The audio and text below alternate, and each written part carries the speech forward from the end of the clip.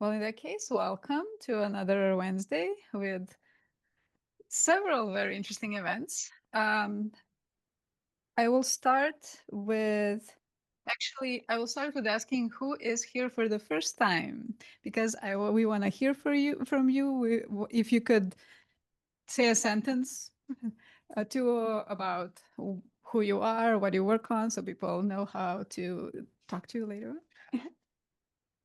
Hi, everyone. I'm Dan Fabrici. I'm a University of Chicago professor studying exoplanets, and it's really great to see this space.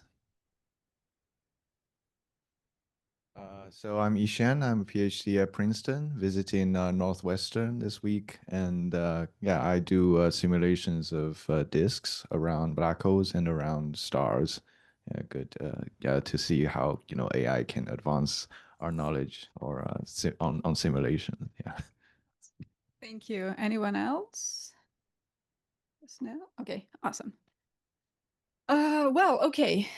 For today, the first announcement is, of course, a reminder that we still have all of our postdoc positions open. Please share this if you haven't done so already. Remind people to apply, people you know that might be a good fit for these. An important here to point out is that the preceptorship program, the deadline is this Friday. The other two still go through in December, but for the first one, the deadline is almost there. Other than that, the next Wednesday, so that would be November 19th, we have another work in progress presentation from the two more projects led by Rina and Rui Ting and Chiwei and Becca. So we'll hear about that next week. But for today, the first thing is a seminar by Cliff and Mike about Zooniverse and AI/ML. So this is something that we'll do first. After that, a very short break, and then we will go into our colloquium mode with Professor Ting, who will tell us about expediting astronomical discovery with agents, AI agents. So this is also going to be extremely fun. So hopefully everybody will be sticking around for that as well. So these two things. And I think with that, I don't have any more announcement slides, so we can go straight into our Zooniverse seminar. Okay, let me stop just sharing this so you can take over. I use the mic. Yes, yes. Yes. So we have another mic there. If you have questions, just flag me. Well, I'm only going to be talking for about 3 minutes and then handing things over to Cliff. Yeah, so as Alex said, my name's Mike Zevin. I'm an astronomer at the Adler, but I'm also one of the co-leads for public outreach within SkAI. And I just wanted to say a few words before handing it over to Cliff, who is the expert in all the things that are going to be discussed today. But many people, especially on the astronomy side, have probably heard or maybe even used Zooniverse before. This talk today, we'd like to really focus it more on informing and getting input from our AI and ML colleagues here at SkAI. As many of you might know, as part of the SkAI Institute, other than developing Zooniverse participatory science projects, we're aiming to also develop new AI techniques that can be worked in tandem with the citizen science platform in Zooniverse.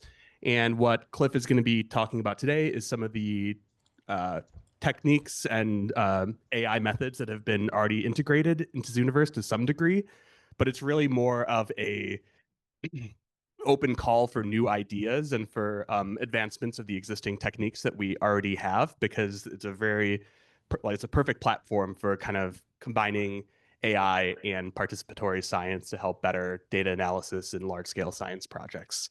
And the last thing I was going to say before handing it over to Cliff is that today at 2 o'clock, 2 to 4, we have a Zooniverse office hours. So this is kind of just like an informal thing where people can come to the executive conference room, and Cliff and I will be there to either help with development of projects, ideation of some of the things that you might be thinking about, and just to really just be there as a chat. We do this once a month, this kind of open office hours. And then once a quarter, we have a more formal Zooniverse SkAI meeting. So keep an eye out on the calendars for that. There's a Slack channel for SkAI within Zooniverse, so feel free to join that as well. But otherwise, I'm going to hand things over to Cliff. Oh, yeah. Yeah, and this is perfect fodder for if you have questions or things that come up during this talk, please feel free to stop me, but also Mike and I will be here this afternoon for some extended chats if you're triggered. But yeah, welcome. Very excited to get to share some of the fun stuff that we've been doing on the Zooniverse platform that is machine learning AI facing. So I'm going to dive right in. And first of all, I want to acknowledge that I'm showing a lot of great work, mostly from collaborators. So really just wanting to kind of call out a lot of the people who've been turning the crank and doing a lot of this good work. So you'll see Mike Walmsley's name quite a bit, and kind of as part of the larger Galaxy Zoo team. We have a group at University of Minnesota under Lucy Fortson, a group at Oxford under Chris Lintott, and then also some developers from the Zooniverse team who've all made this quite possible. But excited to be able to share with you all of their good work. Okay, so before diving in, I want to make sure that we're all on the same page, especially for maybe those who are the non-astronomers in the room. What is the Zooniverse? So the Zooniverse is world's largest people-powered research platform. So since 2007, first launching with the Galaxy Zoo project, we've launched over 500 different participatory science projects on the Zooniverse platform. And so there's about 70 active projects now, but really what we're doing is bringing the public to help out with analysis and people's research questions. And so, we really have projects in every domain, from humanities to astronomy to biology to ecology, really a wide gamut. But one of the, I think, core resources is the people, is the community behind this platform. So we have just about 3 million registered volunteers at this point, and they are contributing about 6 million classifications per month. So this is equivalent to about 500 FTE in basically human labeling effort. And this has led to, about 50 publications per year and a lot of really good work. So something that we're very proud of, having been around for more than a decade now. Starting out with the Galaxy Zoo project, kind of the platform has remained pretty astronomy heavy. I think we've had good uptake within the community, recognizing kind of like the power of this platform and facility. And so this is just an assortment of different projects, including call out my colleagues from the Delve Dwarf Galaxy Quest, who are featured on here as well. But really at the core of this platform is the ability for researchers to come with their data in a very self-serve way, kind of build their own project, make use of shared tools and workflows for annotation and labeling of data, and launching that to the public and getting, thousands and tens of thousands of volunteers to contribute to the projects. And so this is all made possible through this kind of open and free project builder interface. I won't get into too much more detail than that, but suffice to say that this is a pretty effective tool for being able to launch a project in a relatively short amount of time.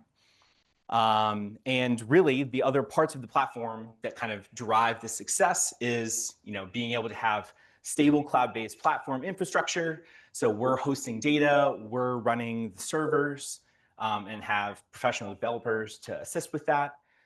We host a public API for project management, programmatic access, being able to script up kind of whether it's data upload or data download capabilities. And we also provide some software for aggregation purposes to do something with those classifications that you get from the volunteers. But again, plugging, if you have questions, you want to set up a project, please know that Mike and I are available to you, as well as a number of other colleagues in the room right now, but across SkAI, who have kind of had good experience building these projects, and we're happy to help. So come to office hour. Okay, so then kind of transitioning into talking more about the ML AI aspect. So I think it's been a long-standing kind of goal of the Zooniverse platform to, basically come up with this optimal combination of human and machine to quickly classify data and also make serendipitous discoveries along the way. Really, the idea here is that data sets are ever growing in size and complexity. So kind of the old school having Zooniverse kind of volunteers classify on every single one of your images still works for some projects, but we're definitely getting to the case where many projects that's just not efficient enough.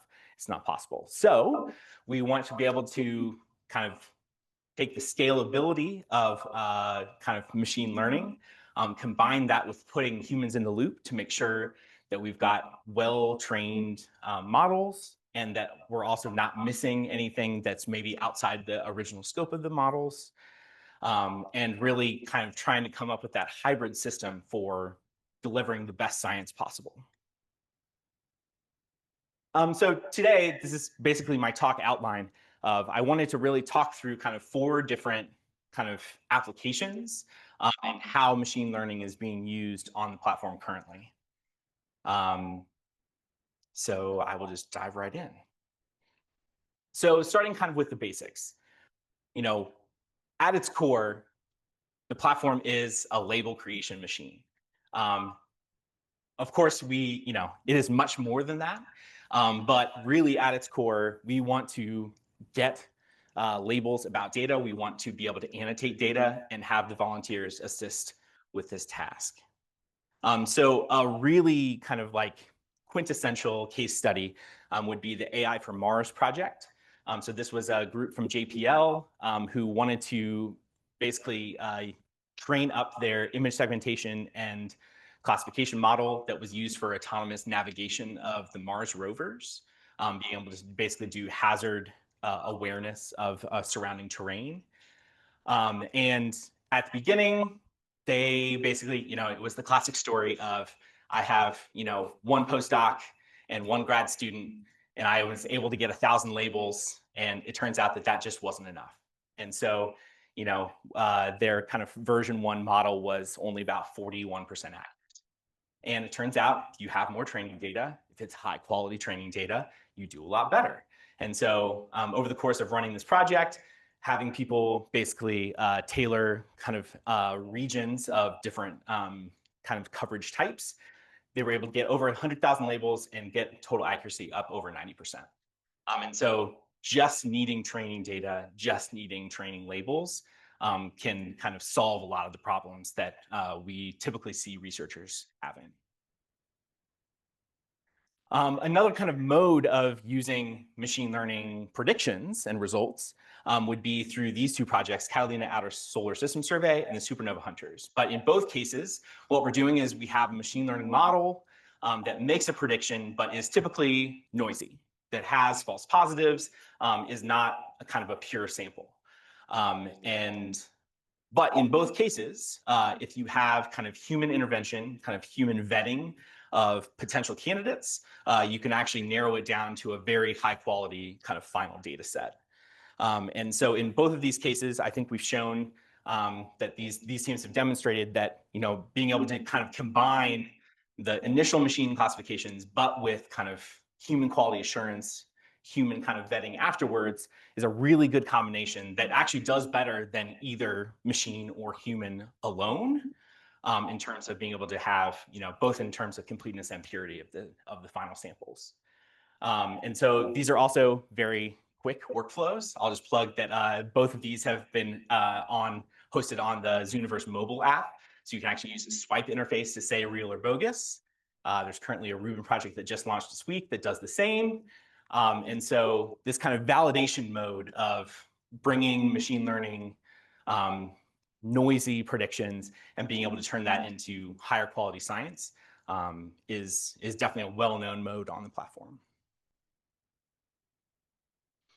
And so I think I also wanted to kind of highlight 2 success stories.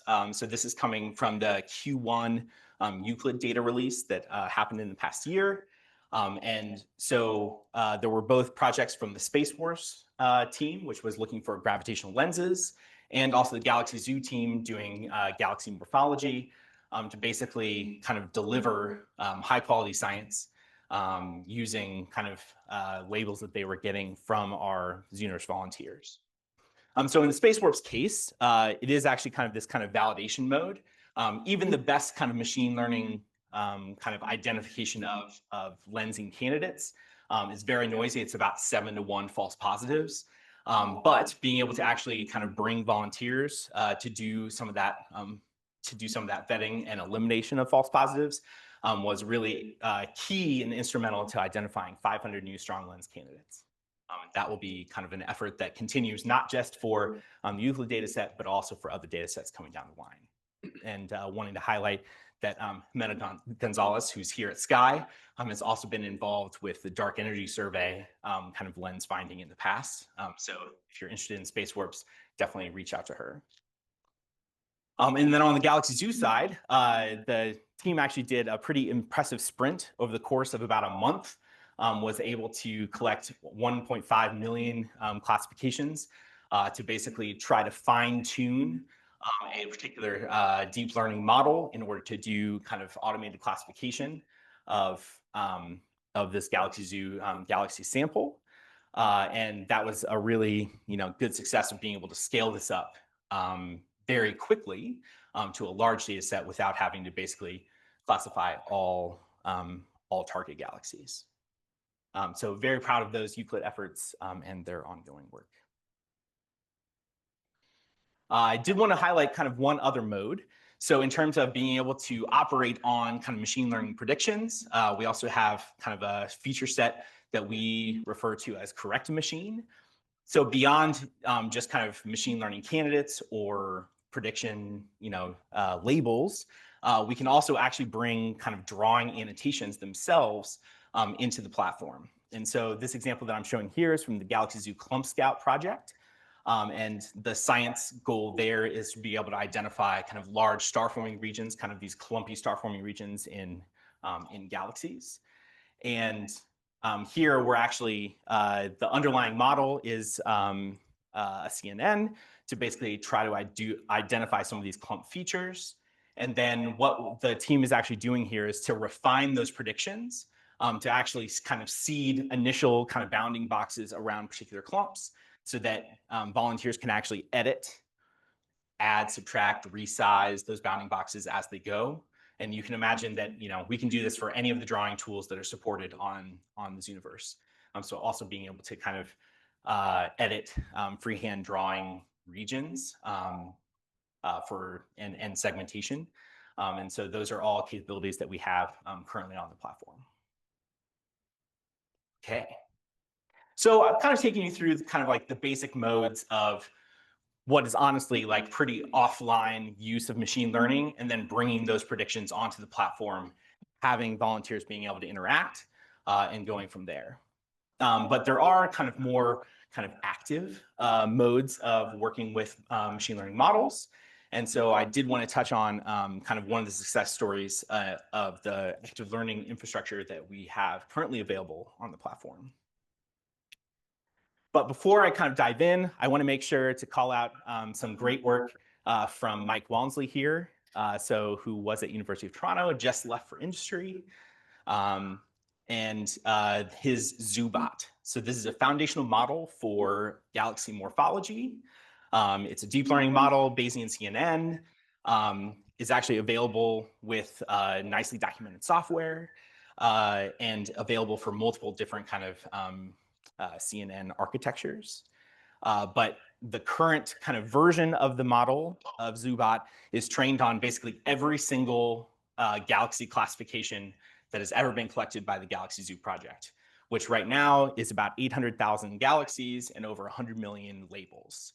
And that's kind of collected over about 15 years. And so a lot of human labor, volunteer labor going into this, but has actually really done a fantastic job of providing a resource that's usable in a variety of different applications. And so I definitely encourage you to check out the code base and some of the papers and the documentation online. But really the pitch here was beyond just being able to use ZooBot to answer all of the different kind of galaxy morphology questions that the Galaxy Zoo project asks as part of their kind of decision tree question analysis, but also being able to take this, well-trained, kind of generally applicable model that knows something about galaxy representations and their morphologies, and to be able to apply that to kind of other questions. And so, Mike has done some good demonstrations of being able to identify merging galaxies using for anomaly detection, which I'll get into a little bit later, but also being able to kind of hone in on particular science cases, such as trying to identify ring galaxies or any other kind of particular set of features within galaxies. So we have taken Zoobot in collaboration with the Galaxy Zoo team and kind of placed it at the center of an active learning kind of framework that we host within the Zooniverse kind of platform infrastructure. And so kind of the motivation for doing this is that a lot of the galaxy data sets that we're going through now that Galaxy Zoo is operating on are just too big to be able to collect a significant number of labels, even on a fraction of the galaxies. And so, for example, the DESI kind of legacy imaging survey has nearly 9 million galaxies, and it was going to take years and years to even have a bare minimum kind of classification coverage for even a fraction of those galaxies. Yeah, and like we said before, in comparison, over the 15 years, we basically have classification labels for about 800,000 galaxies. So we really need the machine to come to this problem to basically unlock being able to scale up to the size of data sets that we're interested in. And so, here with active learning, we're really trying to hone in on what is the most efficient set of objects for which we can get classifications in order to basically fine-tune models for new data sets, but also to basically just improve and validate the model as much as possible. And so here, what we're doing is we're basically having an active selection of galaxies, identifying those in the sample that will basically provide the most kind of information to the model, and basically doing a weekly cadence of retraining the model, reselection of target galaxies, and being able to collect labels for those. And so for multiple different data sets, Galaxy Zoo team has basically run this to success, especially for kind of the DESI survey was kind of the most recent case. And currently on the Galaxy Zoo project, that active learning loop is in play for the Cosmos JWST Galaxy survey that's currently being classified on the project. Can I ask a question? Yeah. Are those fine-tuned new active learning models available somewhere? Because people, at least I always send students to use Zoobot as a starting point, and then we just go to the Zoobot, the regular original models. Can we use any of the newer ones, better ones? We do not currently have like an open data dump. I mean, that's certainly doable if there's interest. Yeah, so I'll say I think right now what we have is the bare bones infrastructure, and it's kind of value add like requests like that that I think we are interested in hearing, like what there's appetite and interest in, because that's certainly something that can be a link to that model can be made available. I think there's some reticence a little bit of knowing exactly, at what stage, of these different weekly model runs, what stage is that model in, and just, being able to trace that over time. But yeah, there's no significant technical hurdle to doing that. So. Okay. There's another question on Zoom. I can read it. Another question: what survey data does Galaxy Zoo include? Is it only DESI galaxies? So Galaxy Zoo has kind of done many iterations over multiple different data sets.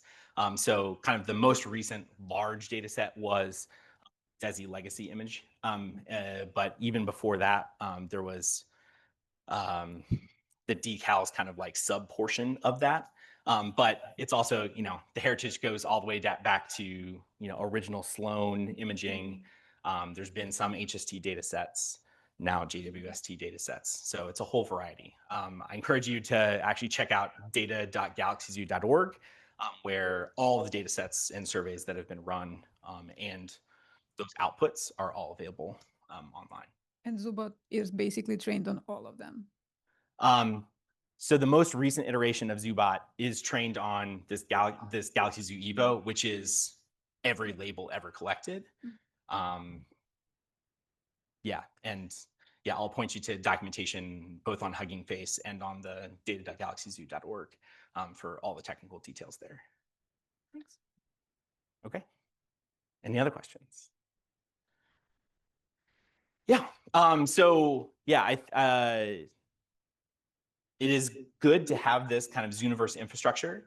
And so what that actually looks like in practice, everyone loves a flowchart, is we really want to be able to kind of all within the Zooniverse, all within the Zooniverse platform, do all the steps. So from collecting volunteer classifications to basically doing the appropriate reduction and aggregation of those classification data, formatting and kind of spinning up a weekly training job, actually running that job over on in the Azure cloud, then taking the new trained model, running predictions, and then basically passing back and doing this subject selection. And so the nice thing about having this all within the platform is that there's no API back and forth, that this can kind of be a coherent closed loop that is a little bit, it's not homework for the research teams, we'll say that. So that's been a nice advantage of kind of building this infrastructure. Well, I have a naive question. Yeah. How do you generally check the consistency or the correctness of the volunteer labels? Do you rely on, a lot of them to converge? Because humans also make mistakes, right? This must be a very general problems for classification labeling. Yeah. So the first thing, which is kind of a Zooniverse platform-wide kind of solution, one of the solutions is always using consensus. And so, we're not using single labels for any one specific piece of data. For the Galaxy Zoo, actually a large fraction of the galaxies have 40 classifications. And so you're really kind of averaging over the wisdom of the crowd, kind of marginalizing that out for kind of individual user skill. But then in addition to that, Zoobot and the Galaxy Zoo predictions that I'm kind of talking about here are actually kind of taking into account the availability of labels and kind of the uncertainty and kind of the overall vote fractions, and actually trying to incorporate that into the Bayesian kind of predictions that it's making. So trying to kind of carry along some of the uncertainty, because there certainly are cases where, it's has nothing to do actually with the user skill and people being bad at the task, but that, some galaxies are very uncertain. Right. Yeah. So, I mean, in the one sense, having multiple classifications and looking at that distribution of classifications for any one piece of data, is good reassurance. But it's also able to identify kind of intrinsic uncertainties, not just kind of due to the users. But yeah, I mean, I think this is a really good example of being able to carry that information along. And there's a lot of ink spilled about, how to use these different vote fractions and how to encourage others to use them in a responsible way, instead of just making kind of hard, naive cuts, to try to incorporate, what is the selection, what are the uncertainties on any one object. Yeah. Yeah, there also have been ways developed within certain projects in Zooniverse that aren't inherent to the project builder on the platform. So they're more fine-tuned for individual projects where you actually track individual volunteers' classification. So you track what we call a confusion matrix. So you understand volunteers that are very good at labeling particular classes, whereas ones that mix up certain classes, and that can be incorporated into the Bayesian framework when combined with machine learning predictions to give you some kind of probability estimate of a particular classification being correct. But this is a very, what's the word? It's not something that is widely available across the Zooniverse platform right now, as far as I know that's something that has been in the talks. But yeah, this is another thing that people here can think about as ways of improving this particular workflow. Yeah, and just to kind of build on that, the Space Warps project, for instance, uses kind of a framework called SWAP, which is actually taking individual kind of like agent by agent confusion matrices in order to actually make detailed kind of per object predictions about lens or not. And that also turns out to be a good efficiency gain, being able to, instead of, I'm going to collect 40 classifications, actually make it, make retirement and when I can stop asking for more labels based on the data itself and the confidence and the people who have given those classifications. So there's definitely a lot of nuance and a lot of detail to go deep, on individual projects. But like Mike said, that is also very case specific, exactly how to implement some of those things and whether weighting is worth the kind of extra effort and complexity or not. Okay, other questions? All right, then otherwise, I'll kind of jump to thinking about a few of the opportunities around active learning. And so here, we're trying to basically facilitate user-friendly fine-tuning for potential applications beyond galaxy, galaxy classification in the Galaxy Zoo kind of sense. And also, right now everything is hard-coded to basically the Galaxy Zoo task and to Zoobot specifically. And so I think there are some opportunities to bring other models into play, but also continuing to use Zoobot in a variety of different ways, I think would be an interesting kind of avenue for future work. Yeah, like I said, I think actually making this kind of optimizing and making good selection for what classifications are actually most meaningful to training a new model up. I think there's definitely some work to be done there with that acquisition function that is going to be a little bit model specific. But we really want to make the best use of our individual classifications, especially in this kind of era of there's never enough labels. So we want to make sure that we're doing things kind of as efficiently as possible. Yeah, and then there's actually an interesting idea, some conversations I've had with Alex Jeroko-Wagner about kind of reframing, one of the delivery kind of outputs of a lot of the Zooniverse projects is actually the label sets themselves. But as we kind of move towards thinking about, the models being the products themselves, actually being able to optimize towards, actually just I don't care so much about having uniform sets of labels across large samples of galaxies. Maybe I just really want to, try to think about what metrics and what kind of accuracies I would like to achieve for a particular model and basically how to get there as efficiently as possible.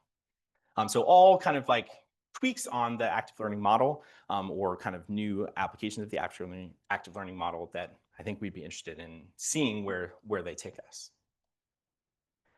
Okay, so kind of changing gears a little bit. For anomaly detection, I think this is one of the core things that we've always, really liked about the Zooniverse is that when you actually have human eyes looking at the data, sometimes you can catch things that were totally unexpected, serendipitous discoveries.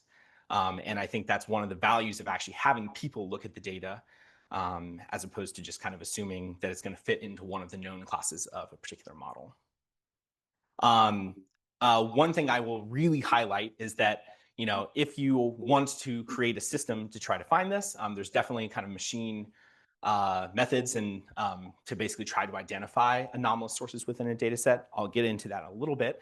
But I think one thing to really be aware of is that a lot of the anomaly detection, especially within astronomy data sets, has a problem that it's hard to differentiate between unusual and actually interesting. And so a lot of the anomaly kind of detection outputs you will find are just chock full of artifacts and things that are really not very scientifically interesting. And so I think, if you think about these kind of two axes of interestingness and unusualness, you really want not just unusual, but also, something that could potentially lead to, new discoveries. And so that is, I think, a challenge in this domain. So talking briefly about one effort that kind of explored this kind of anomaly detection. So this is the Galaxy Zoo Weird and Wonderful project using a GAN kind of model, actually tried to identify 15,000 anomalous sources out of, this is actually a HSC data set of galaxies, and mixed in with kind of randomly sampled other galaxies from that set. We ran an experiment on the platform where we were able to basically present, this 4x4 matrix of different subjects, and just asked people the very simple question of, are any of these interesting to you? And what came out was kind of an expected result of, the combination of kind of machine anomaly score and human anomaly score is very, very crucial for actually being able to identify scientifically interesting objects. And so if you kind of look in the UMAP space of, things that were identified purely from kind of like the feature set as anomalous, there is a particular subset, which is actually nicely clustered in this UMAP kind of parameter space that were actually interesting, but there's a lot of just artifacts that need to be weeded out as well. So kind of this was one kind of way to delve into it, but I'll also note that Zoobot itself has been used for some of this anomaly detection, and just wanting to call out the wonderful astronomy work from Michelle Lochner, and kind of being able to combine those two things together was actually shown to be a very effective way for being able to identify a pretty clean sample of anomalous objects in a galaxy data set. And here really testing kind of like the limits of, if you actually try to throw 4 million galaxies at this problem, can you actually come up with a solution that scales well? And that was kind of demonstrated in this Expediting paper. Okay, final topic. I do want to talk a little bit about latent space exploration. And so I think this is kind of, as we think about, our volunteers and doing right by our volunteers, we're always trying to come up with ways to basically allow volunteers to kind of contribute in, beyond just submitting label classifications. And so especially for advanced users who are interested in kind of trying to dive into the data set, trying to kind of maybe identify classes of anomalous objects, it would be fun to basically be able to give those volunteers the tools to be able to explore the data set and kind of do some of this analysis for themselves. So kind of this is not new. There are many tools that do this. And so I'm just highlighting this Galaxy Explorer, which was actually created from a Zoobot model and is a particular representation of those galaxies where you're able to kind of click around and identify kind of nearest neighbors. But then also just wanting to highlight the Star Embed group from SkAI Project 3, where they've actually made some of their kind of embeddings public and explorable in this nice embedding atlas kind of online interface.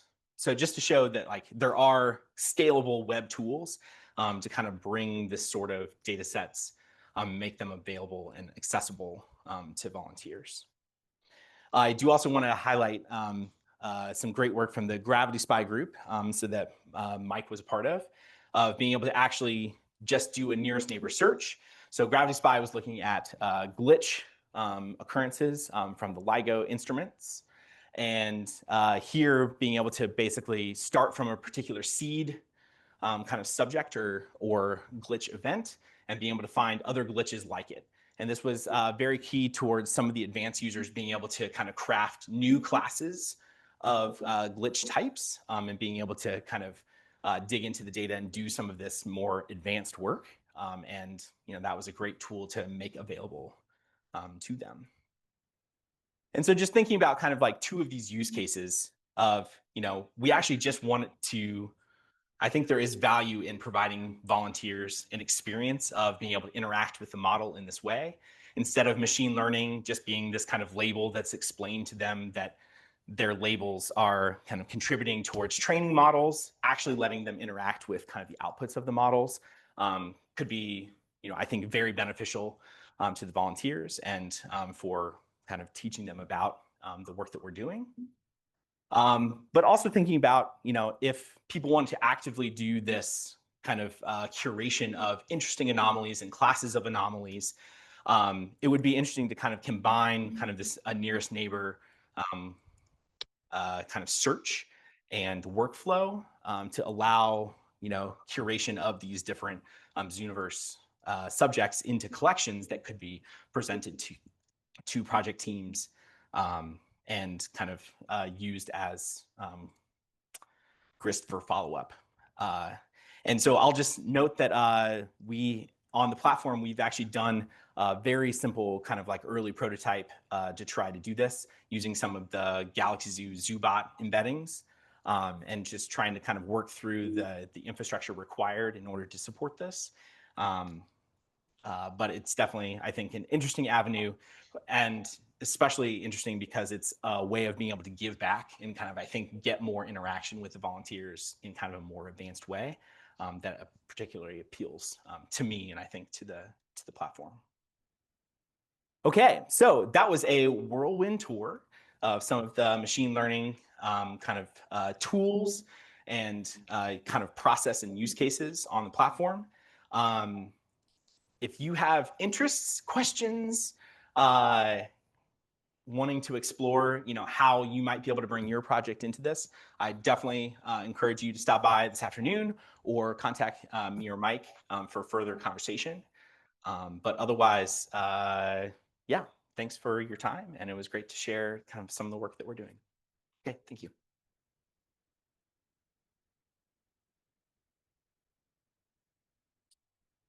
Any other questions or comments?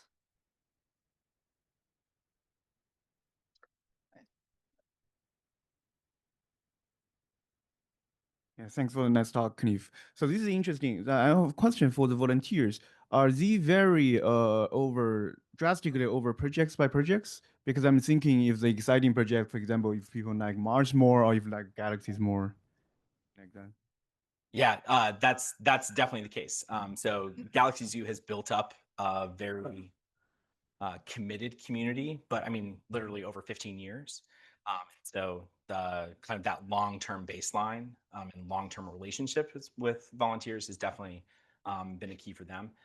Turns out people like animals on the internet. And so some of our ecology projects do very well in terms of classifying more terrestrial data, a lot of camera trap data that's of interest.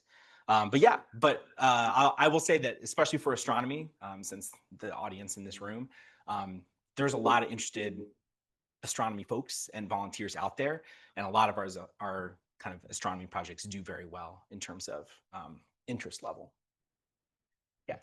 Yeah, thanks. I had a similar question about motivation of volunteers, and I'd frame it by saying, at first you're putting them in touch with nature and showing them images of the world, and that's attractive. And then they can become real committed users if they meet people there and they have a community of people.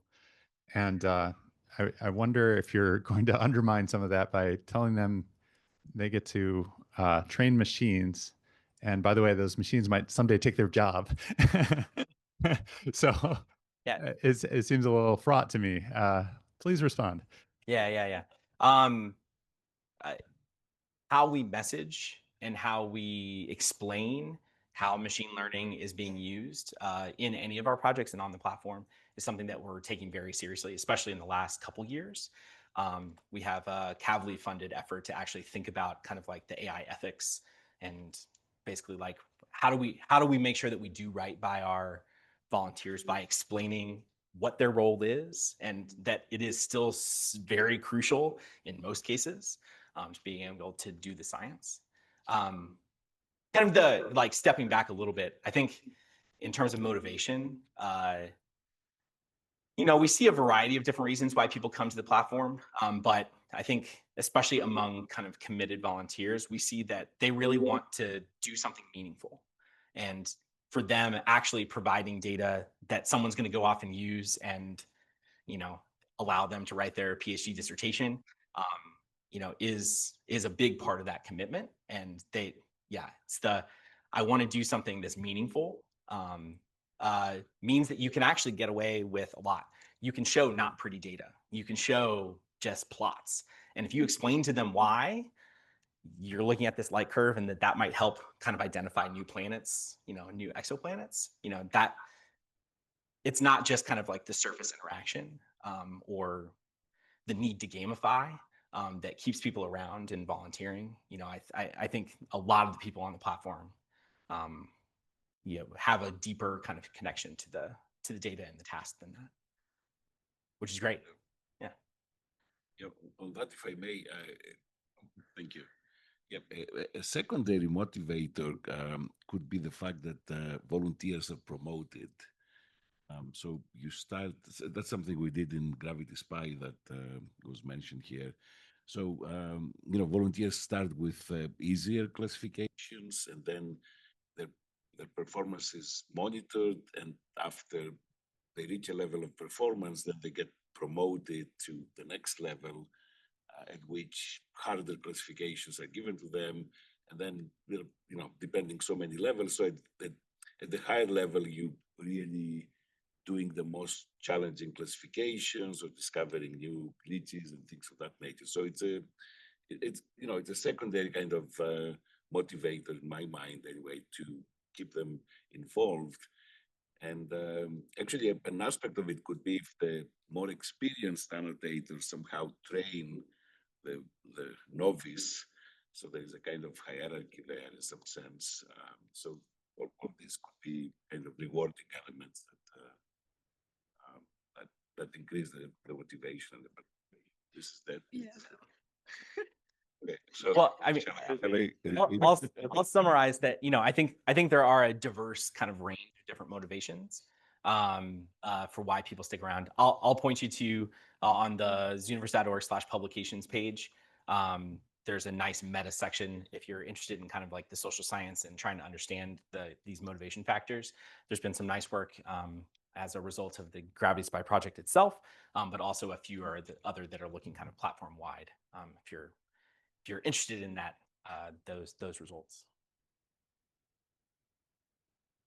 Making it a Duolingo for doing classification. Have you made your day streak? Yeah. So I'll take that opportunity. Can you make it like Duolingo? Are people going to be motivated by some of this gamification? And that on the platform, we have been distinctly apprehensive about gamification. There was some early kind of work done on the platform showing that if you make the motivation about getting to this achievement and unlocking the score or being high on the leaderboard, it does kind of undermine potentially some of the kind of like more altruistic reasons for why people are there. And if it's a game that I can win and then I'm done, we actually don't necessarily want that, because we would like you to remain, indefinitely committed to, helping us with our science. And so I think we've taken a pretty hands-off approach to gamification for those sorts of reasons, because we've seen kind of this major driver for motivation that is different and sometimes in conflict with what you would get out of gamifying something. Are there any questions on Zoom? No. Okay, let's go for one more, and then we want to have a break before colloquium. Hi. One thing you sort of mentioned during the talk is how AI is sort of necessary for like the scalability of some of these data sets. And so I was wondering, in terms of like getting new volunteers into the platform, Like in the past, I assumed that was really important because you only had volunteers classifying things. But now with all of these new models, do you find that maybe you're spending less time like advertising new people to come onto the platform and you're just sort of relying on those like super like invested people, or is it still, are you still sort of like doing a lot of that advertisement and AI sort of hasn't like? Yeah, I think the simplest way of there's never enough volunteers, there's never enough labels. So I think we try not to get complacent about how we're going to continue to recruit and being aware of like those avenues for new volunteers. Like anything on the internet, like there's churn. And so yes, you know, we'll have hundreds of people stick around and have been on Galaxy Zoo for more than a decade. But that's, you know, sometimes the exceptional case. And so we definitely still rely on 100,000 users per year coming to the platform. And that's a crucial part of kind of keeping things going. And especially, you know, for starting up new projects and new efforts. So yeah, even thinking about the advantages of what ML brings to the table, no, you just, if we could continue recruiting and doing a better job of promotion and marketing, we absolutely would. Yeah, because I think, yeah, we will never run out of things for people to do. So thanks, Gideon. All right. Thank you all. Thank you one more time. Please stop by 2 to 4, open hours, extend this conversation. Yeah, if you have any questions. Okay, so for now, we're gonna make a little break and we will be back at 11 for Colloquium. So please stretch your legs and you're on time.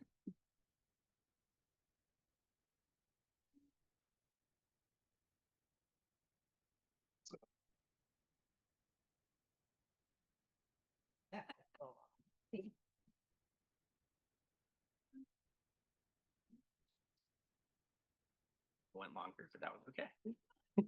we still had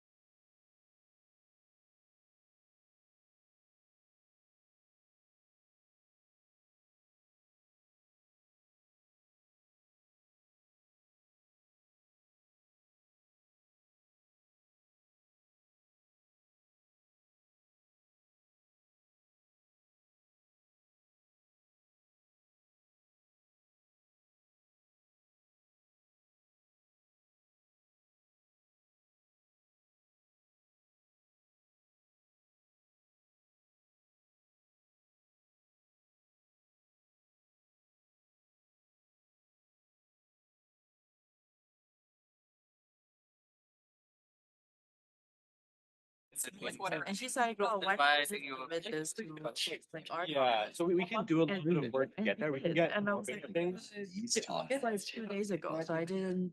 I came back Yeah, and actually, I then think we should really. I didn't really have like all different data. read the draft. I don't know. It's I need to find a WeChat. Yeah. When did we listen? So only two. January, February? It's in Singapore. This is If it's a more environmental AI. yeah, it's in sometimes the because they Yeah. also learn. Maybe Singapore has some kind of annual events. Oh. Okay, Not even AI. this is working. Yes. So let's get started with our colloquium at SkAI this month. So I'm delighted to be able to host Professor Yuan-Sen Ting here at SkAI this month. Yuan-Sen is an old colleague and friend. We were both grad students at Harvard together in the same group for a little while. He did his undergraduate work in Singapore before getting a master's and then moving to Harvard for his PhD, which he got in 2017. And at SkAI, we pride ourselves at being at the intersection of astronomy and AI. And it's completely fair to say that Yuan-Sen Ting sort of blazed the path and was talking about this stuff before a lot of other people. He began actually as faculty down in Australia at ANU briefly before moving to Ohio State, where he's now an associate professor. He's done research in so many different fields of astrophysics right now that it's hard to keep track. And he's also consequently written one of the textbooks on astro and AI recently, and he'll be telling us about his work on AI agents today. So Yuan-Sen, welcome to SkAI, and please take it away. Thank you. Oop, I need to turn on, I think. Okay. Is it good? Ooh, I hear myself. Nice. Okay, good morning. It's close afternoon. Yeah. Oh, I'll move this a little bit because I keep hearing myself. It's a bit better, very better. Okay, so thank you for the introduction, and I really envy that you have two back-to-back a colloquium. So like this is one of the institutes that have like two back-to-back like colloquium. So I heard that lots of people here are working on foundational models. So I work on that a little bit, but I thought like I will go the other way to talk about things that maybe not too many people here are working on, which is AI agent. I always start with this slide, but of course I do not need to explain to people in this institute. There are lots of interest in AI for science. If you look at all the AI research institute, of the money is dedicated for AI for STEMs, right? So of course the question that I got asked quite often is whether or not this is hype, a myth, or a real deal. And the proponent of AI for science, including myself, of course, will point to the shining example of the AlphaFold, right? So it's also true that if you think about chemistry and biology, the AlphaFold has completely changed how we do science in that field. And then the follow-up question that I got asked is why the astronomy hasn't had the AlphaFold moment yet. So this is the type of the question that I got asked quite often. But to answer that question, one, I need to go back a little bit to talk about what we have been doing in terms of like AI for astronomy. Most of the things that I have thought about is already in the review article. So if I are interested, this got released last month, which is also all the things that I will not be talking about today. So a lot of the things that we have been doing in the last few years has been focusing on how to extend the statistical methods to do like cosmology or exoplanet study. In terms of cosmology, now become sort of the state of the art is to use simulation-based inferences using generative models to decouple some of the information from a stochastic field and try to extract most information from weak lensing or Lyman alpha forest. Right. So the other big category of things that people have worked on is using AI to optimize workflow and experimental control. Right. So like adaptive optics or gravitational wave, controlling the instrument with AI has been quite a successful as well. I will start by saying that why I do not want to talk about this topic is because I think that those things are very important, but still I don't think that they will reach the level of the AlphaFold, because quite a lot of things that are in those category is making things slightly better or faster. But the goal of AI for astronomy is never just to make things faster, right? So we try to use AI to solve things that we would not otherwise are able to solve. And I don't know, like, I'm not saying that I know the answer to this question, but I think like just focusing on individual tasks as we have been focusing on in AI for astronomy will have limited impact in astrophysics. And the argument goes as the complexity of astronomy is just too low for AI. So the example that I always use is my niece has more non-Gaussianity compared to the whole entire universe. And because the complexity of like physics and astronomy are quite low, so what this means is that we already have quite a lot of very successful human heuristic comparing to the biology and chemistry. So if you think about how we analyze data, quite often we have some data, we have some theory, and we try to analyze the data and decide if the theory is true or false. So in the case of like the AlphaFold, so even though it's solving a single task, which is the the protein folding, it still has a big impact because the biology, the complexity is quite high.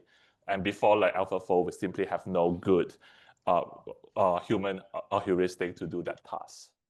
But this is, of course, quite different from physics and astronomy because we have very successful standard models. Even at the third year, fourth year undergrad, you can teach the standard models of cosmology or the standard models of particle physics.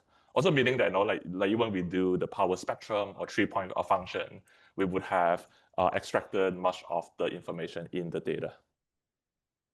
So this is why in the last few years, I have been getting more and more interested in thinking about the agentic research, right? Using like agent to solve more than just one task, but by using like agent to put all the things together, right? So just because the individual task is a bit hard to make a big progress, so I've been thinking like how much we can use chatbot, the large language models as an agent to make plan, to make a hypothesis, to navigate the hypothesis space. And this is something that we still think are very human effective, meaning that like most of this how to navigate in a very high dimensional hypothesis space is that require the insights from human. And I think that is still true, but I think it's still interesting to ask where is the limit of the current reasoning models from AI. When I talk about this like last year or like the year before, I need to like convince people that the reasoning model are getting better, but I don't think I need to do that like anymore, because this year, of course, is a breakthrough years for many AI in terms of the Olympiad gold medals. The people might have heard that the Gemini model this year, for the first time, won the gold medals from the IMO, the International Mathematics Olympiads. Similarly, you also won the gold medal in the IPHO. At Ohio State, we actually work with some people in computer science. So my student looked into the IOAA, the International Olympiad on Astronomy and Astrophysics. And similarly, we found that it would have won gold medal.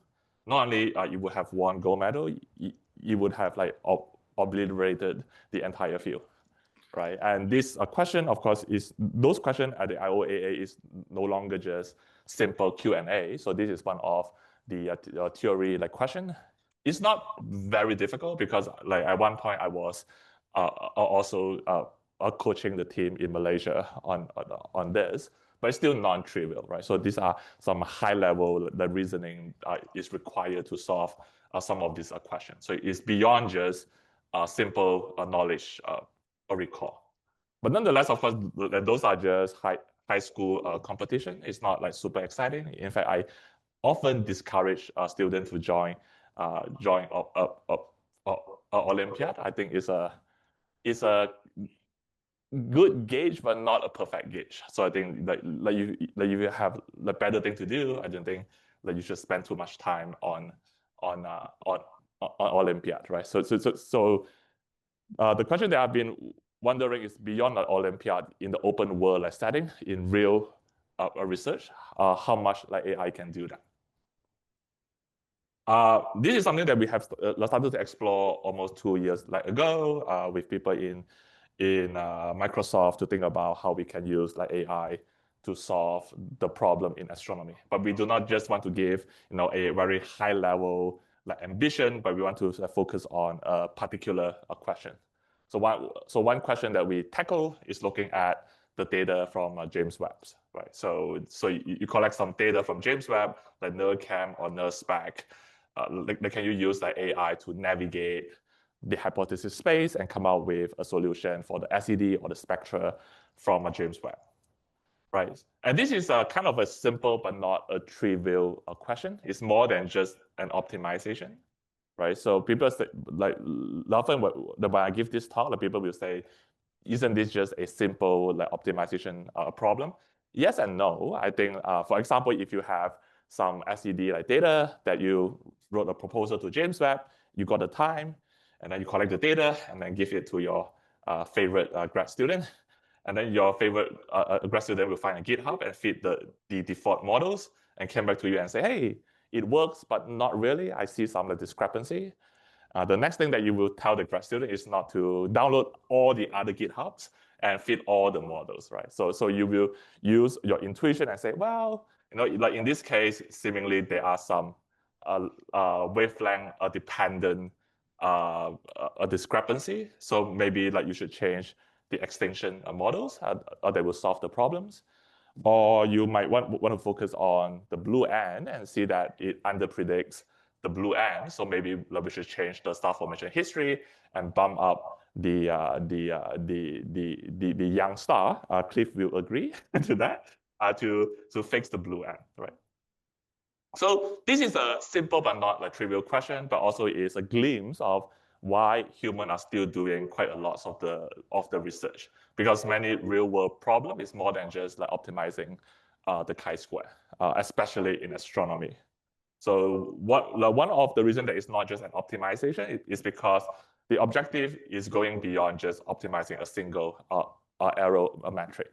So astronomers are particularly good at, if you see a data point that does not fit, you will throw the data point like away, right? But sometimes it's good because we have no control on the experiment, so some of the data might be corrupted. So it's just optimizing a chi-square that will not get you too far. But more importantly, of course, quite often what we do is try to say that we want to swap in and out some of the building blocks of the models, right? So we have some new physics, even things as simple as the extinction models. It's not something that you want to do a full dimensional optimization. So most of the hypothesis space is pretty vast, and it's very hard to parameterize, right? And so this is a simple case, but you can also think about this also extend things to like dark matter and dark energy, right? If we have a 4.2 sigma, yes, you think about it's still a optimization problem that you want to navigate all the possible dark matter and dark energy models to fit your data. But in practice, this is not how the human operate. So humans are very effective at finding the shortcut in the hypothesis space. So we want to ask, so this in short, this is what we prided ourselves for, what we call human intuition or experience, right? So if you have a grad student, if they keep like feeding good James Webb data, at some point that they will become like expert and know what to fix when you see something goes wrong. The question is whether or not large language models can also learn from its own experience. So this leads to, of course, the idea of now become quite common using agent to solve problems. But 2 years back when we started this, we called this the Mephisto. Why would we call that the Mephisto? Because according to the German folklore, the Mephisto is a demon that trades the soul for knowledge, which is exactly what we do here. We trade our soul to the AI overlord, and we exchange for knowledge. Right, so the agentic model nowadays become quite common. You just break down the question to small pieces, and let the language models to tackle individual pieces of the question. And this is also just a manifestation that the current agent are not that strong. So you need to help the AI by breaking down the question. This is, of course, a very a Japanese way to think about this. The American way to think about this is that you're making many copy of Mr. Smith and tackle the different part of the question. Right. So how does that work? Practically, you can think about if I have some data, I feed a basic models and optimize that. I find the deficit, then I have an agent that will do a retrieval from the archival data to decide what would be a good strategy for the next step. And then you propose some action. Of course, then you use another agent to build what we call the function tool to let AI to build around all this ecosystem that the AI can operate on, so that the other agent can take the proposal and use the tool to feed another models. But more importantly, you want to have another agent that reason about which fit is better. So as we have established, you do not just want to rely on a single chi-square, because there's sometimes two chi-square will be exactly the same, but one of them might deem to be more physical than the other. So you want to use the reasoning ability of agent to do the reward. So the thing about this is like reinforcement learning, but just that you don't have an explicit a reward, whether the reward is internal and is decided by the agent. But more importantly, of course, you want the model to self-improve. So in this case, there are different ways to achieve that. You can either do some RL, so now the PPO and GRPO become quite common. But for a simple question like this, what you could do is to distill the knowledge, right? So if you compare some strategy and something works, then you can ask, does this strategy also work on the other data? So you can evaluate your new strategy on the other data. If this works, then you save this as a knowledge, right? So so this is just a very schematic way to think about this, but in practice, what you are doing is a tree search of a solution. And the tree search is needed just because in this space is more than just an optimization. It's a very high-dimensional, vast space of optimization. So you try to use the agent to make the proposal, but also to navigate the tree search, but also decide if the reward is positive or negative, right? So what's the type of rule of thumb that AI can learn? So in case of Mephisto, this is one example, but in the paper, we also list quite a lot of things that AI have learned. It's very intuitive. In this case, you say that if I am overestimating the UV and optical, then I should change the EB minus V. But this type of reinforcement learning, but not really changing the weights, do work.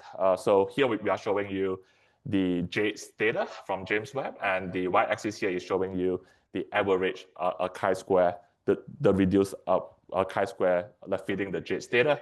You might notice that even the reduced chi-square is pretty high, meaning that, again, this is why it's not a simple optimization problem, because there is a systematic and observation gap. And the y-axis here are sort of the learning iteration. So you collect as diverse as possible different SED and let the model go through all these SED. You can think about this is like playing a Go chess, but you play more and more games over time. So you will see that given the same number of iteration, the rule of thumbs that the AI have collected will actually help the AI to find a better a solution, which is not surprising, because now you know that if I see the deficit in UV and optical, I should change the dust model. Then next time the agent will just take this route. So it's a more faster a descent in the hypothesis space. Of course, this is sort of the proof of concept, but then we start to apply to real data. So this is from Cosmos 2020 SED. So here we are comparing, because there's no ground truth. So what we are comparing here is to say, let's say I take some data from Cosmos 2020, and then I define, I think here 12 parameter space, and then let's say I build a uniform grid in this 12 dimensional space, which I allow for 100 million evaluation. What is the solution that this brute force can find? And then we compared like to the case where we tell like Mephisto, you can only make 1,000,000 evaluation, but you can decide what to do. So the Mephisto will say, okay, I should look at this part of the parameter space. I decide to spend maybe 1,000 grid point, like in this space. And then I will look at what is the best solution, and then decide what is the next step to take. So in this case, we find that like even using 1% of the trial, the Mephisto can find either equivalent, a similar solution, or sometimes even some better solution than the brute force, which is not too surprising, just meaning that the AI have the ability to zoom in when it needs, and therefore can find some better solution. Yes. So I see the better solutions below 0, Yeah. but I also see some worse solutions. Yeah. So what is the gain if? Yeah, so actually in the paper, we look into that a little bit more. So I think there are definitely more things that will gain like better than the other end. But even this solution, if you look at the solution, it's quite interesting. So the Mephisto actually finds some solution that it deemed to be more physical.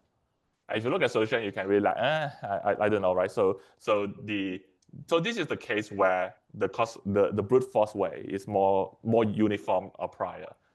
And in the Mephisto case, you actually have some physical belief what would be a better solution, even at the expense of the chi-square. But if you look at things that the Mephisto is doing better, quite interesting is usually is some like extinction and stellar mass degeneracy. So in that case, you need to zoom in that region to do slightly better. Right. If Mephisto is arguing there, hang on, please wait for the mic.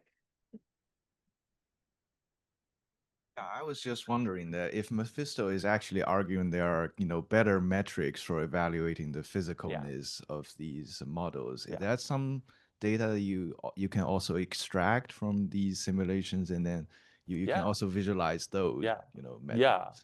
So we have debated to use some simulated data that we have some ground truth, but we also find that maybe that is not too challenging because it's like more uniform.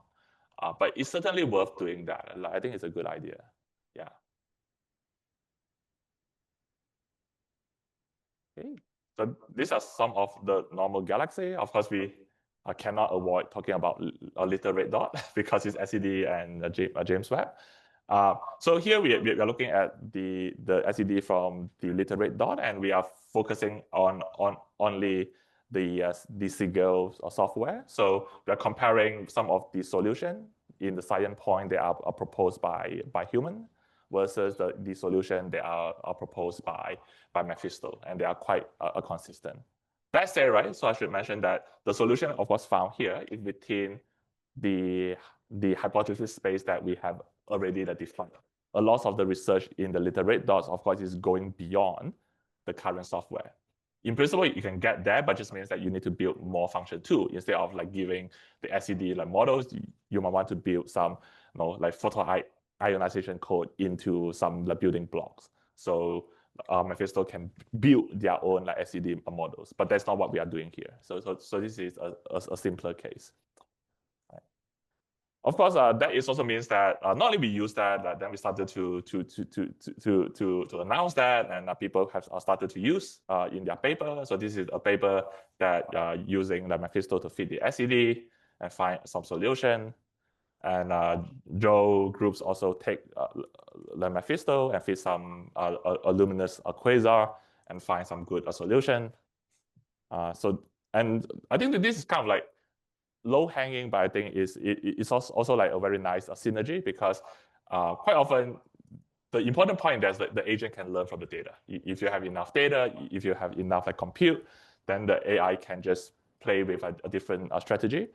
And hopefully, let's summarize some of the strategy. But if there are a strategy that you do not like, of course, you can like inject your own strategy. And then the important thing is that now your AI can actually try to use all the same strategy to analyze most of the data, meaning that you are creating a copy of your grad student, and then you can have infinite number of like grad student, right? Cool, right? By the way, if you think about like how to build agent, this is something that's surprising because I thought like this should be something that all people should be doing. I shouldn't be giving a talk on this, but I'm surprised that like not often people build around their workflow with agents.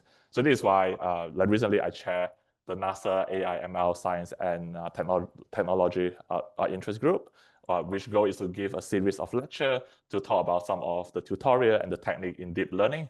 And the first module that we are doing, including this week, this Monday, also like next Monday and the Monday after, we are exactly talking about LLM as the agent. So I will be giving the first two talks. And then actually the first talk is just the basic of API. The second talk is about like function tool use, which is how we build Learn Mephisto. And then Paco will talk about putting them together. Right. So this is my favorite slide. So this is some of the vision that like many people see, but I don't think that is true. So that is the optimistic view. Don't worry. I'm scared. No, not really. The plot twist is, you might say, well, like fitting SED seems like not trivial, but a very simple task. Indeed, like when we started 2 years ago, we thought we will tackle dark matter and dark energy, and it did not like happens. Partly because AI are still very uneven in some of the ability. So things that AI are really good at, sometimes there are things that the AI are good at, but also things that the AI are bad at, right?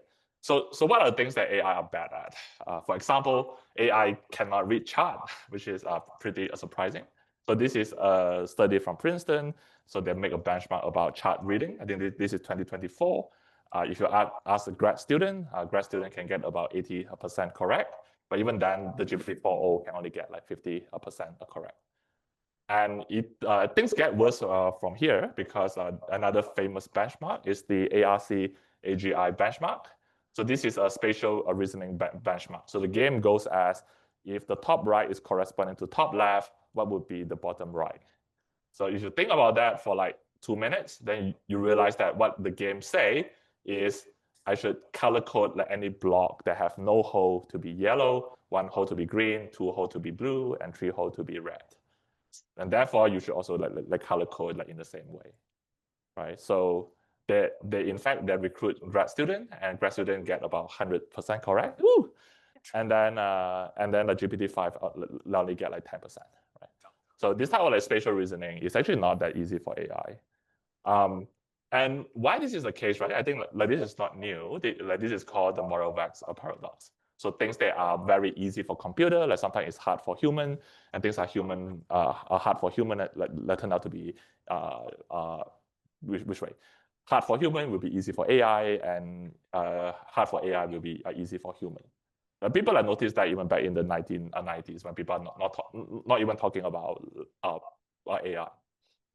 And the reason that the Moravec's paradox is especially true in the modern day is because you can think about AI is trying to imitate the intelligence by reversing the evolution, right? So things that are we evolved the last will be the easiest to be imitated.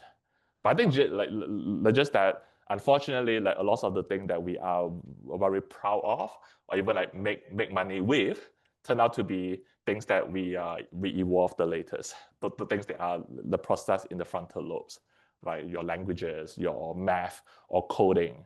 I think about primates will not need to code. We evolved that like pretty late. And this is why things that they are evolved the latest that turn out to be the easiest to be imitated by AI. And this is why like sometimes it's very easy for AI company to impress people because we are really just valuing a lot of the things. They are really just objectively not that difficult, right? So there are still a list of things that I can go on and on this. There are things that are easy for AI, like memorizing information and languages and calculation and coding. But there are also things that are like easy for human. They are not easily done by AI, like spatial reasoning, like how to like navigate like in the physical world, and visual reasoning. And those things grad students are very good at, right? So this is something that, so this is why it's really hard to do a full end-to-end autonomous research, just because the scientific research is a very holistic endeavor. So if you want to have a fully automated research, then the AI has to be really strong at all parts of what the human do. Right. So if you look at this thing that we mentioned earlier on the IOAA, the International Olympiad on Astronomy and Astrophysics, GPT-5 do pretty well, but if you zoom in on what it really do badly, like again, is reading plots. Even something that we take for take for granted is actually not that easy for AI. So this is why for the last year or so, I started to work with like a lot of people in computer vision. So I go more and more on the AI side to talk about, okay, how can we like improve on. So this is the big field called the non-natural image recognition. So most of the natural like image recognition is basically soft, but non-natural images like chart or plots is actually not that easy. So the approach that we took is pretty brute force. So we try to just use agent to write a bunch of code to generate the corresponding plots. So you have a ground truth. But this brute force approach also don't get you too far. So let me walk you through some of these benchmark score. So the obvious thing is that, you know, as we have noted, AI are still 20 to 50 points worse than a human in understanding chart. But even if you brute force and try to feed, you know, 10 millions of plots to the AI, you can improve the performance a little bit by about 5 to 10 points, but it's still at the nowhere the level of the human can do it. Right? This is why you might be quite frustrated if you want to put your plot into like ChatGPT and ask like about the plot. They tend to make more mistake than text. Right? Fundamentally, this is a difficult question because we don't understand how human process plot, which is a very fascinating problem because human can both understand natural like images like this, or like also like very good at like reading charts, and why human can switch like between these two modes so seamlessly. It's actually quite marvelous, but it's also like, you know, like something that is quite difficult. So this is why I think like the current like AI progress, like if you just focusing on fine tuning and pre-training, it would be hard to get there. So like beyond chart reading, even more difficult like question is how human come up with good ideas. So this is something that we know are even less. But this is particularly important because it's very easy for people to go around and say, oh, we want to do like agent data research, right? Also like, oh, you know, the AI can come up with hypotheses. Those are trivial statements. Of course, the AI can talk, just like a human can talk. It does not mean that the things that is proposed by AI is good, right? So understanding how AI can come up with good ideas first require understanding how human come up with good ideas. So this is a topic that I got quite more interested in the last half a year. So, but it's a particularly like difficult to study question because we don't have many curated like data set that can do this type of study. All right. So you think about, we have like a lot of paper on arXiv, but both the arXiv, like if you take the abstract or the full text, or even worse, the keywords, those are things that we don't operate on, right? So a grad student don't look at the paper and look at the keywords and then mix match the keywords to come up with good ideas. So keyword is too sparse, but also you don't just mix the two texts from the two paper together to make a good idea. So both the full text and the keywords are at the two extreme end. It's either too sparse or too complete. They are not the way that we operate and make up new ideas. So for the last year or so, we started to extract all the summary and concepts for astrophysics paper because we believe that there is some intermediate stages where, there are intermediate stages where things are more operable, and these are where the human come out with good ideas. So let me show you, I think, some of these concepts. So we use AI to extract the concept from the paper, but I think it's meaningful. First of all, of course, is most of the keywords are useless because we all know that we only fill in the keywords before we submit the paper. We just ask AI to come up with 5 keywords, and then I just like us to submit the paper, right? So if you use the ADS keywords and plot for individual keywords, what is the distribution of paper? It's either too specific, like 1 or 10, meaning that, this particular object, or too general, right? Like if I do not truncate, this go on forever because they are keywords like galaxy or cosmology or star, right? So those things are not meaningful at all. But if you use AI to extract some concept and do some like clustering, then you get a more nicely distributed concept. So these are some of the concepts. Actually, I just submit the camera ready version at 1 a.m. Yesterday. I haven't submitted to archive yet, but it should be out like either today or tomorrow. So these are some of the concepts that we extracted using AI, going through 500,000 of papers, like Monte Carlo, or stellar layer evolution models. Things are more specific and hopefully more operable, right? We are doing a lot of work, but like I don't want to get into too much detail. You can talk to me. So one thing that we do is looking at the knowledge graph, right? So you can look at the concept and use the citation graph to look at the connection of the concept. So individual dots here are individual concepts, and the linking strength here is based on the citation. So you can look at how the knowledge graph has evolved over time, and hopefully give you some insights of how human come up with good ideas. So this is another. Okay. Broke my. Okay, not good. I zoom in too much. Okay, this is the entire universe, which I do not need at this point. Okay, why do I break my thing? Sorry about that. Yeah. This is the part where agent will do a better job. Definitely human are pretty useless. So this is another like the visualization. So we're looking at this 10,000 concept at all area and looking at how often these two concepts appear in the same paper, right? So you can look at the temporal, the evolution of things. There are things I can highlight. So for example, here, there are two blocks here. One is a statistic and one is AI. You can see that over the last 5 years, the statistic and AI co-occur quite often. You can also see that over the time, the statistic they tend to fill up more between all areas. So you can see that how things are evolving. So I'm not saying that like this is how we understand human come up with good ideas, but I think it's a good start. So this is why I decided that this data set could be useful for many people. So then therefore we released that. It's also super expensive. We spent about $1,000 to do that. So we thought we'll do that once and all people can use that. And how you want to understand how the concept get connected, of course, is up to you. Yeah, hopefully this is useful. So this is one of the limitations, which is the Moravec's paradox. We don't understand how humans come up with good ideas. We also don't understand how humans even understand plots, right? But the other limitation, of course, is AI is cheaper than grad student, but they are not free.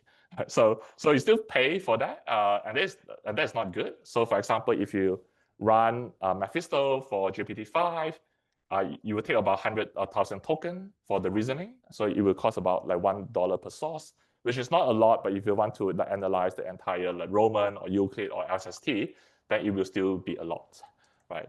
In fact, like for this very targeted task, of course, you do not need to use the full scale models.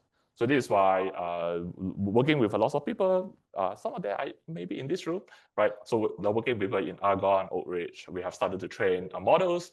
A while back, we have the Astro Llama, but that is actually not a particularly strong models. So over the last year, we have started to work on the Astro Stage.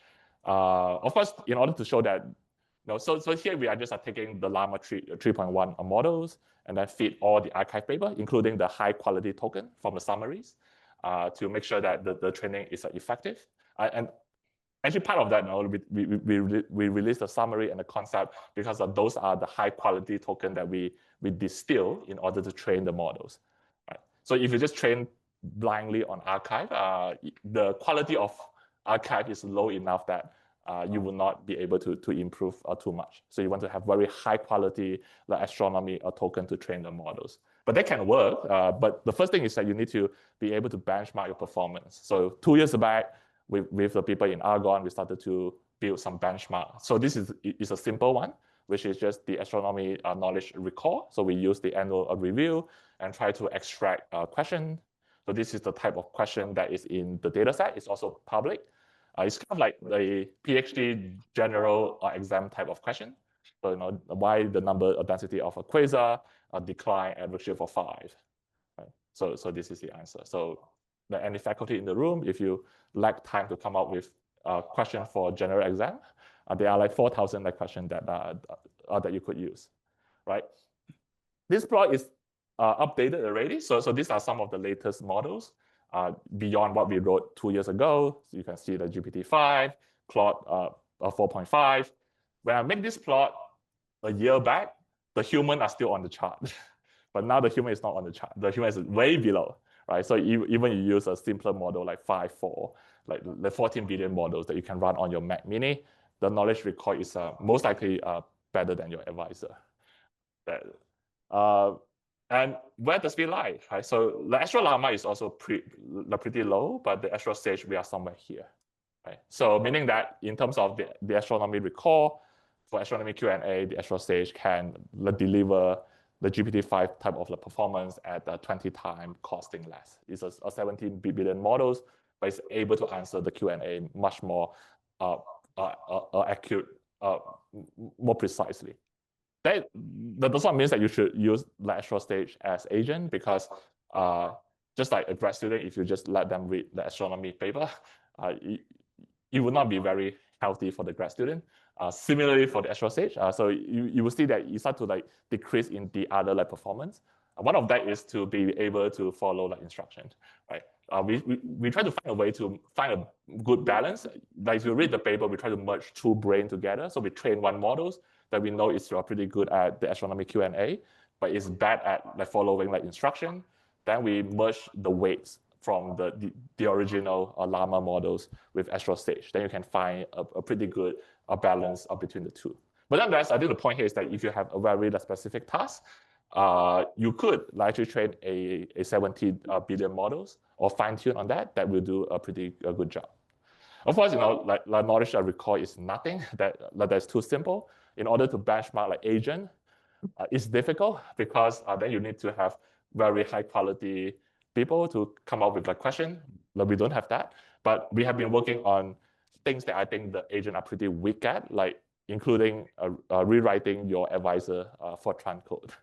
So we have started to come up with the benchmark that are based on Fortran and try to understand how well the agent can tackle more real life Fortran questions. So this is still ongoing.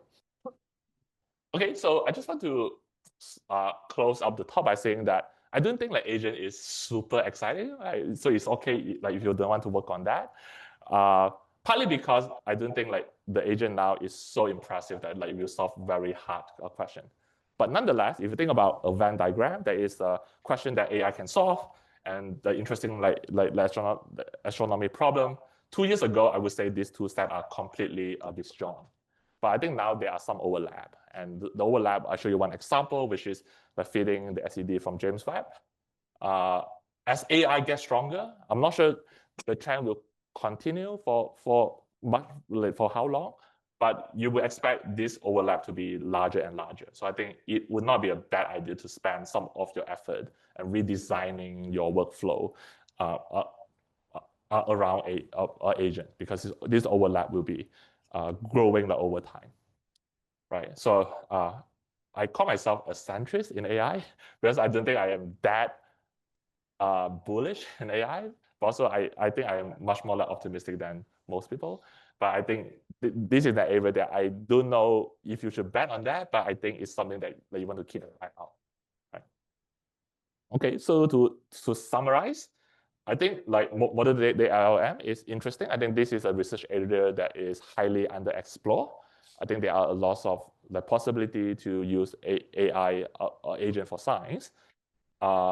Despite the limited case, I think we can start to solve some problems, like using the Mephisto to solve the SED problem.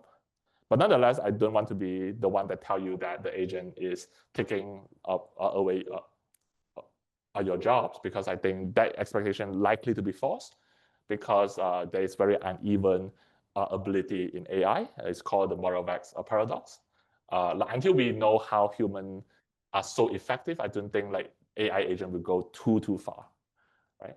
But nonetheless, I think there are things that we could do, which is what my group has been doing, fine-tuning models, building like ecosystem, the function tool, proper benchmarking. I think like this is the thing that like a lot of us in AI for astronomy are not doing, which is not healthy, because like people can just give talk and just bullshit their way because there's no like benchmarking. I think like proper like benchmarking is important. How to do that is difficult. It's very cost effective or cost expensive, or grad student expensive. Both can be equal. But that is important, right, to come up with a proper benchmarking. So with that, I will stop and take any question that you might have.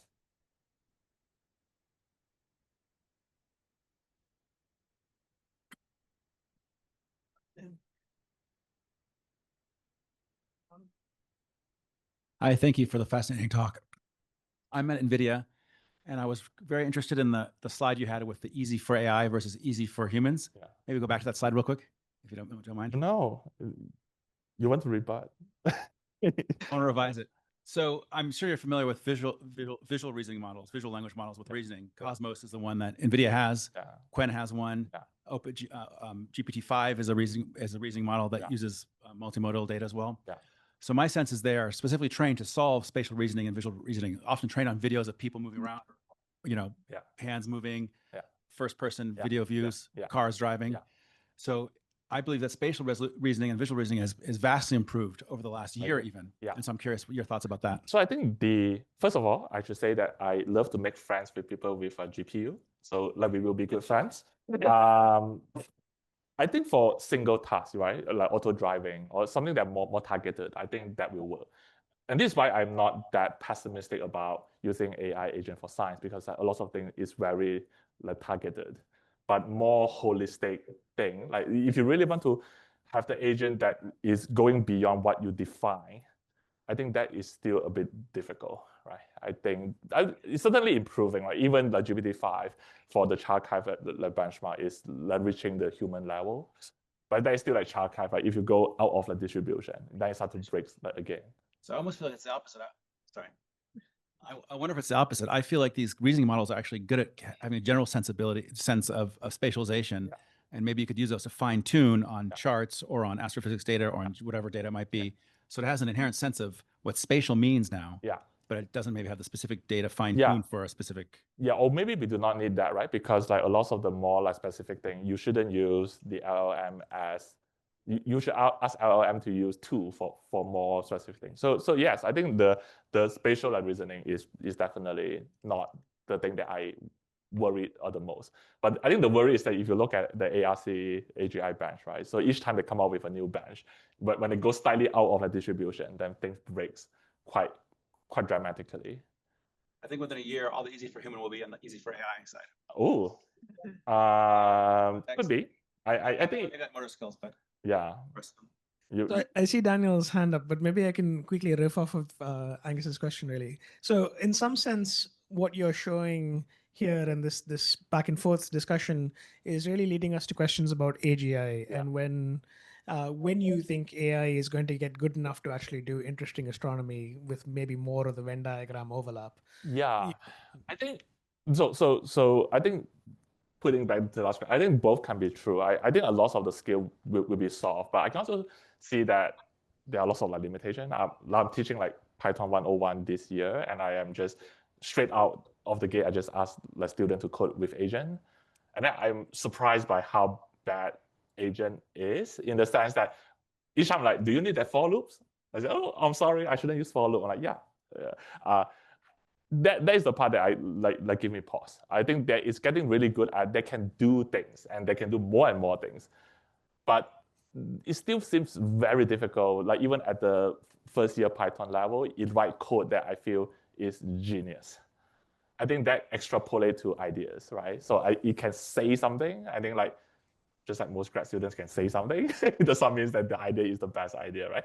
So I think like this is the thing that I think can be difficult. I think that spark, like especially working so much with agent, like I am 30% human and 70% agent now. I just like each time just like talk to agent all day, but I I think it make my life easier, but I don't think it has. If I don't guide it, like for example, if I don't guide it for a blind question, it almost never like impress me as a physicist. But if I say something that is smart to AI, then AI will start to come up with like a lot more smart thing. I think that is true.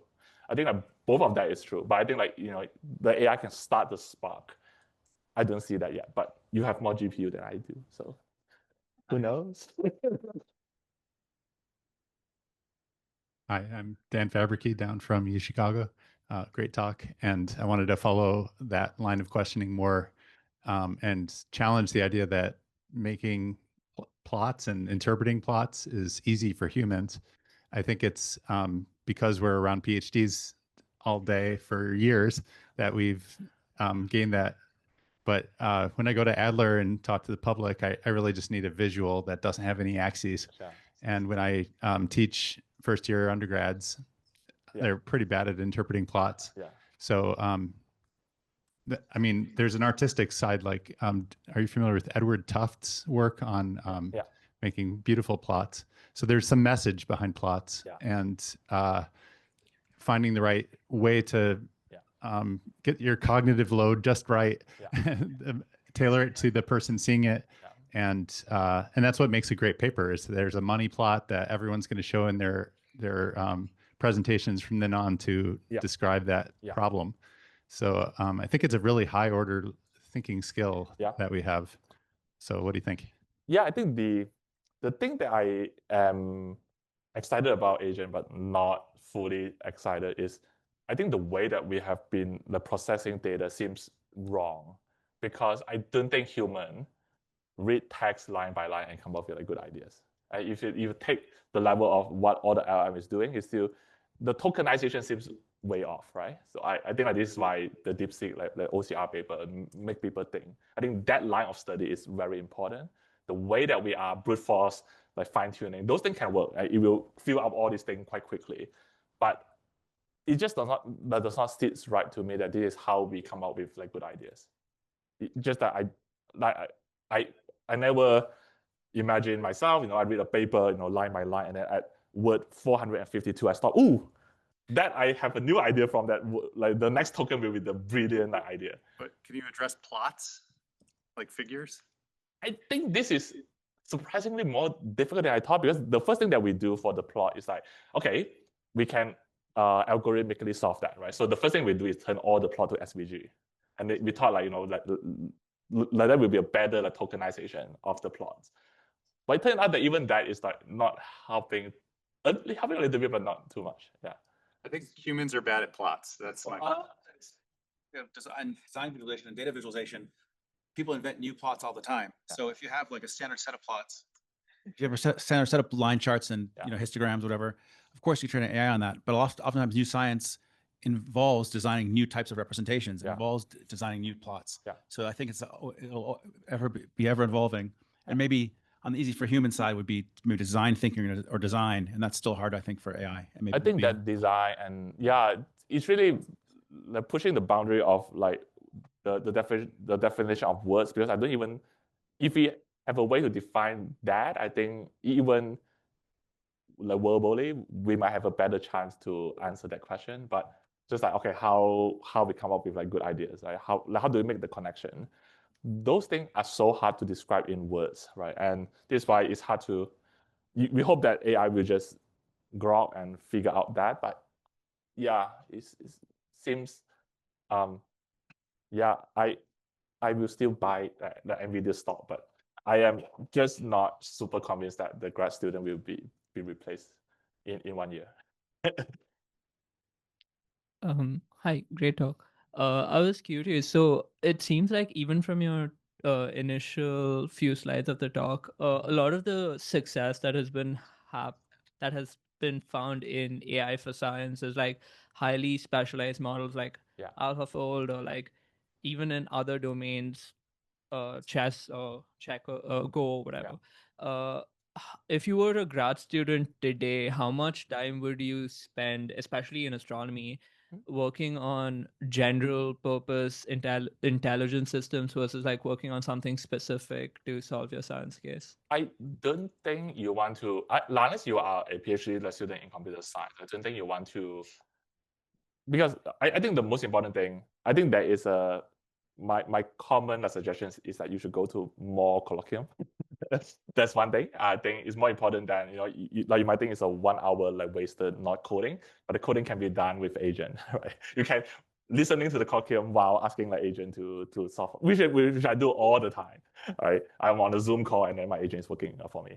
But I think it's more important to actually have very deep domain knowledge. I think this is the part that I think the current AI is still the case, where I ask a question to AI. Surprisingly, AI will answer the question much better than my postdoc asking the same question, because I can figure out, this is wrong. I will interject my thought in the middle of when agent is working, so I know it's wrong, and then we just stop. I think like this type of like domain expertise that's so deep into the domain expertise that you know how to ask the right question and what is the right contour to solve that question. That is still seemingly quite difficult for AI still. I think like you want to get to that stage. And how to get to that stage is unclear, because I feel like, at least for the last 20 years, a lot of the grad student time is really the workhorses of a lot of big projects. And maybe that skill, I wanted to rethink about how much you want to do that and how much you want to have more Colloquium and all the talk and think about, But just to quickly add, if you are a first-year grad student just starting at Northwestern, learning to code is also not terrible anyway. Yeah, I think it's a balance. Yeah, like I kind of break my first year student because they just like code with AI, and whenever there's no internet, they stop coding. They're like, I have no internet. Yeah. Okay, so I think this is the last question, or no? Aglos also has another. Okay, sorry. Well, I wanted to quickly go back to your Venn diagram of interesting questions and what AI can solve. And my expectation would be that when the AI part moves into the astronomy part, actually the astronomy questions that we find interesting is going to evolve. I think so, but I'm not sure it's necessarily optimistic, because I can tell you that a lot of the work that I do now, I align myself with the strength of AI. So if you read a lot of my paper, like in the last 2 years, I write more math paper and statistical theory, exactly because I think AI is really good at that. So, but I'm also concerned that might silo some of the research, right? Yeah. Yeah. What I mean is I expect that we will be using AI definitely for a part of the astro questions. Yeah. But what we think we can do might also go and evolve in the other direction. But one just like need to be more caution, because like imagine like that will push people away from like instrumentation. Right. There are things that is easier for AI still. Yeah. Go for it. Okay. Yeah. Thank you for your talk. A quick question. You mentioned in passing reinforcement learning. So is Mephisto or any of the other work you've done kind of mapped into one of the reinforcement learning algorithms like Q-learning or policy, so, schedules and stuff like that? Yeah. Or is it kind of a kind of superficial relationship to? Yeah. So certainly we are not like updating the weights, but we could. But just that the question itself does not call for update the weights, right? So this is why we are just collecting the knowledge as a context, and that turned out to be like enough. But of course, in more difficult question, you can use like RL to update the weights. Just that for this like question that has done like 2 years ago, I think when that like GRPO is not like so popular, like 2023, is good enough then. But yeah, recently we have been thinking more like Fortran like question, but even that I'm not sure you need to update the weights. You just need to have smart prompting and context. An example. Okay. Well, I'm guessing there are still more questions for Yuan-Sen, but we should make sure that he has some time to talk with some of the more junior people here. So there's lunch organized for him with many of the junior people. And one thing that struck me from his talk that came up also as he was reminding Angus about how he liked GPUs is that another difference between humans and AI is that humans like stuff. And so as a little thank you for coming here to SkAI, like send a GPU. Here is a bag of stuff. No GPU anymore, but there is some swag in there from SkAI. Thank you again for joining us. in the kitchen area. So please do go chat with our speakers some more there. Alex, is there anything else? So yeah, just if you have any dietary recommendations, please feel free to take the food first, go to the food. And also if you have not signed in on the clipboards, please do. Yes.